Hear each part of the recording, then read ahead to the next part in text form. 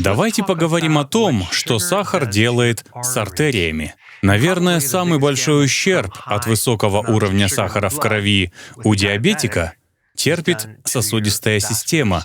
И я хочу поговорить о том, что происходит в этом состоянии. Есть две системы — макрососудистая и микрососудистая. Большие кровеносные сосуды и маленькие капилляры. Из больших кровеносных сосудов у вас есть коронарная артерия. Она поддерживает сердечную мышцу. Также у вас есть периферийные артерии по всему телу. И есть микрососудистая система, которая идет к сетчатке глаза. Она также идет к почкам. Если подумать, чем заняты почки? Они фильтруют кровь.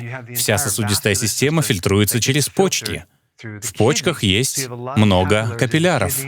А еще в ногах и руках есть маленькие нервы. Высокий уровень сахара в крови может нанести ущерб под названием периферическая нейропатия. При нем стопы или кончики пальцев становятся онемевшими, или болят, или горят. Это перерастает в состояние, при котором страдает все большая часть нервной системы, и потенциально это может привести к некрозу, это буквально гниение тканей. И вот почему так происходит. Из-за сахара сосудистая система ржавеет. Сахар вызывает всякого рода окисление. Это можно сравнить с ржавчиной на старой машине. То же самое происходит внутри артерий. Они начинают окисляться, и организму наносится ущерб.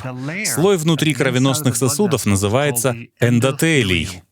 Эндотелий управляет тонусом кровеносных сосудов. Он не дает инородным телам попасть в сосуды, действуя как барьер, и он чрезвычайно чувствителен к избытку сахара. Высокий уровень глюкозы расценивается как сигнал о начале воспаления, то есть глюкоза вызывает воспаление в артериях.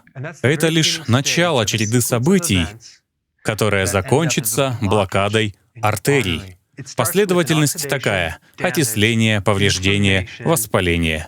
Холестерин появляется уже потом, но люди зацикливаются на холестерине, тогда как на самом деле он лишь пытается излечить воспаление эндотелия.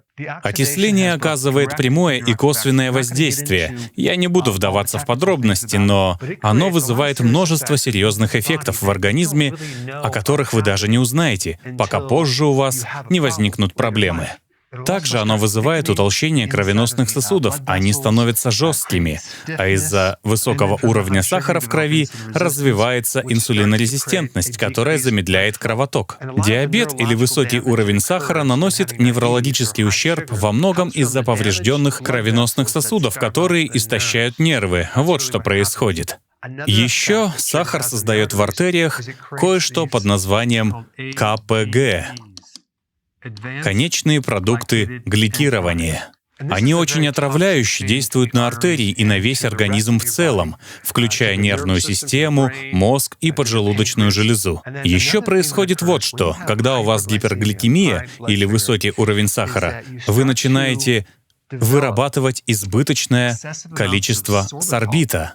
Сорбит — это, кстати, спирт, начинает скапливаться в клетках, накапливать жидкость и повреждать сами клетки в сетчатке глаза. И это приводит к катаракте. Постепенно это может привести к потере зрения, а также повреждается миелиновая оболочка, уничтожается нерв, поэтому у диабетиков и появляется периферическая невропатия в руках и ногах. Она начинает распространяться дальше, уничтожая сосудистую систему и нервную систему. Если в ткани не будут поступать кислород и питательные вещества, они начнут отмирать, разовьется некроз.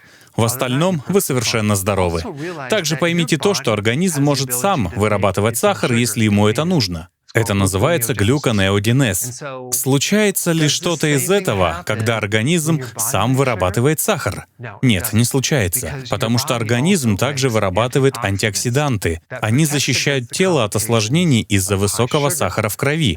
Организм вырабатывает эти антиоксиданты, потому что с глюкозы приходит окисление и повреждение свободными радикалами. Это еще одна причина, по которой надо есть пищу, богатую антиоксидантами, а не принимать их в таблетках.